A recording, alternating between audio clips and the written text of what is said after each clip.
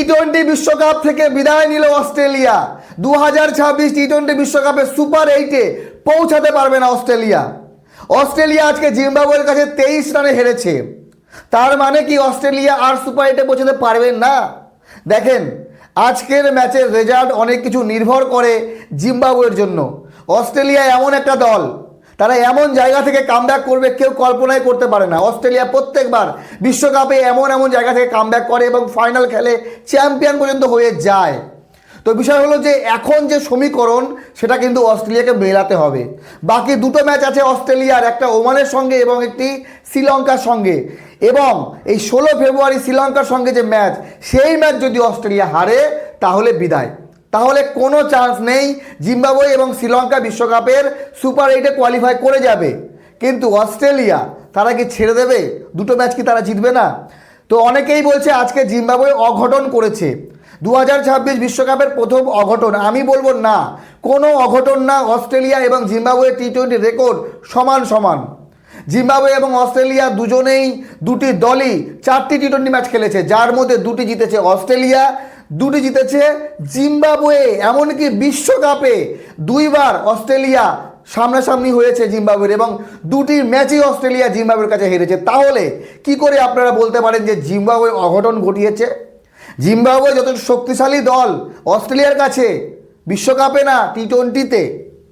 দেখেন, এই বিশ্বকাপে অনেকগুলো ম্যাচ হয়েছে, কন্টেস্ট। অনেকেই বলে ছোট দল বড় দল। আমি মনে করি টি-20 ক্রিকেটে ছোট বড় বলে না, যারা প্রেশার ক্রিয়েট করতে পারবে তারাই ম্যাচ জিতবে। আর আজকে জিম্বাবুয়ে পুরোপুরি প্ল্যানিংয়ের সঙ্গে খেলেছে। জিম্বাবুয়ের ব্যাটিং আহামরি খুব একটা ভালো হয়নি। তারা যেভাবে ব্যাট করেছে, 56 বলে 64, 35 রান 21 বলে, 30 বলে 35, এগুলো কি সেই লেভেলে টি-20? না।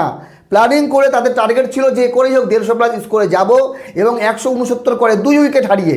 এমনটা নয় যে অস্ট্রেলিয়া ভালো বল করেনি, ভালো বল হয়েছে, অনেক সুযোগ এসছে, কিন্তু জিম্বাবুয়ে দেখে খেলেছে, উইকেট হারায়নি।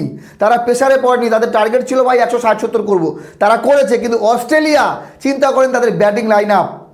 জশ ইংলিশ 8 রান 4 বলে, ট্রাভিস হেড 17 রান 15 বলে, ক্যামেরুন গ্রিন 0 রান 2 বলে, টিম ডেভিড 0 2 বলে, ম্যাক্সওয়েল 31-32 বলে, রেনশো সব থেকে বেশি 65 রান করেছে 44 বলে, এবং তারপরে স্টয়নিস 6 রান 4 বলে।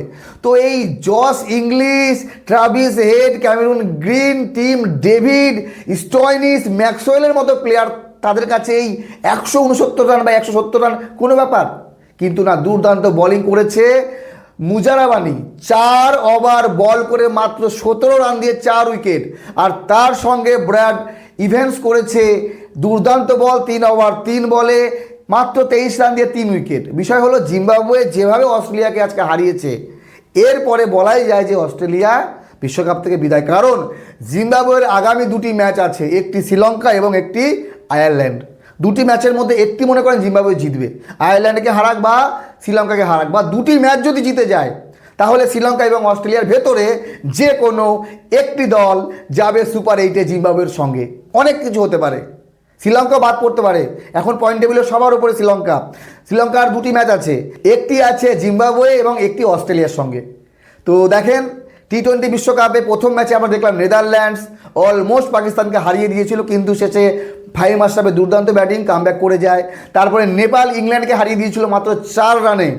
আমেরিকা প্রথম ম্যাচে ইন্ডিয়াকে যেভাবে চাপে ফেলেছিল, পাওয়ার প্লেতে আমরা প্রায় 66 রানে আমরা 6 উইকেট হারিয়েছিলাম সম্ভবত।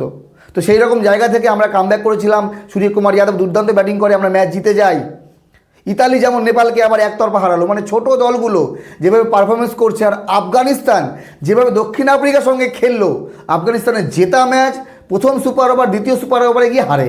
তারপরেও রহমানুল্লাহ গুরবাজ যেভাবে 3টি 6 মারে সুপার ওভারে, মনে হচ্ছিল আফগানিস্তান এই সুপার ওভারে জিতবে, কিন্তু অস্ট্রেলিয়ার জন্য প্রেশার হলো। তো 2007-এ টি-20 বিশ্বকাপে রিকি পন্টিংয়ের নেতৃত্বে জিম্বাবুয়ের কাছে হেরেছিল অস্ট্রেলিয়া, আর 2026-এর বিশ্বকাপে ট্রাভিস হেডের নেতৃত্বে অস্ট্রেলিয়া হারলো জিম্বাবুয়ের কাছে। আপনাদের মতামত জানাবেন। জিম্বাবুয়ে যথেষ্ট ভালো খেলেছে, এর প্রশংসা করতে হয়। আর এটাকে যদি অঘটন বলেন তাহলে এটা ক্রিকেটের জন্য ঠিক না।